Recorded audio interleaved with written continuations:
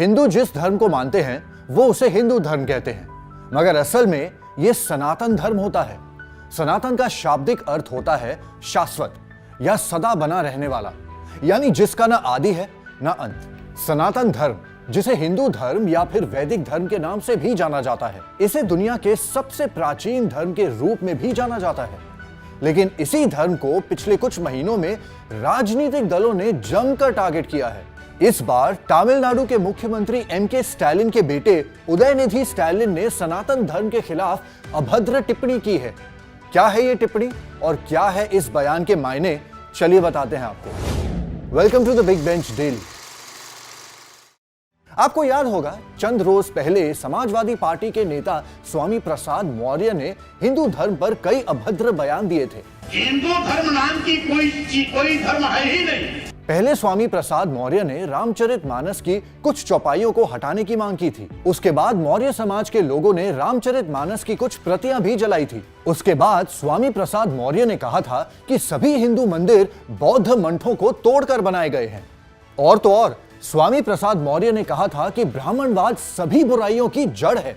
दरअसल स्वामी प्रसाद मौर्य ऐसे बयान देकर ओबीसी वोट बैंक को साध रहे थे, मगर अब स्वामी प्रसाद मौर्य के बाद तमिलनाडु से हिंदू धर्म के खिलाफ बयानबाजी शुरू हुई है। जी हां, एमके स्टालिन के एक बेटे हैं, नाम है उदयनिधि स्टालिन।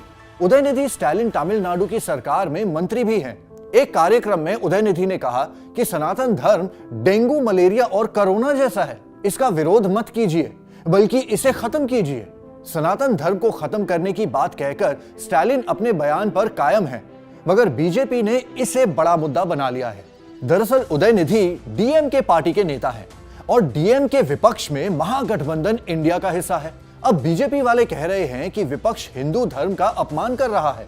सबको मालूम है कि 2024 का चुनाव सामने है और इन चुनाव में क्षेत्रीय दल अपने यहाँ के बड़े वोट बैंक को साधना चाहते हैं। जैसे स्वामी प्रसाद मौर्य हिंदू धर्म पर टिप्पणी करके ओबीसी मतदाता को लुभाना चाहते हैं, वैसे ही उदयनिधि ईसाई मतदाता को अपने पक्ष में करना चाहते हैं। लेकिन मसला सिर्फ इतना ही नहीं है ना, मसला ये है कि ये नेता जिस तरह से हिंदू धर्म का अपमान करते हैं, क्या किसी और धर्म के बारे में इतना बोल सकते हैं? याद है ना आपको, बीजेपी की एक नेता नूपुर शर्मा ने पैगंबर मोहम्मद को लेकर एक बयान दिया था।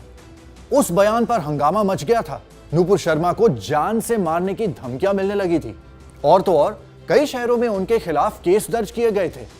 अब द बिग बेंच पर बैठकर सोचने वाली बात यह है कि क्या हिंदू धर्म को टारगेट करना इतना आसान है कि जिसका जब मन करे तब वो हिंदू धर्म के बारे में कुछ भी बोल डाले।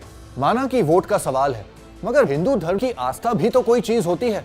आपके इस टॉपिक के बारे में क्या कमेंट्स हैं, हमें जरूर बताइए। ऐसे और इंटरेस्टिंग वीडियोस देखने के लिए देखते रहिए द बिग बेंच, बैठ के सोच।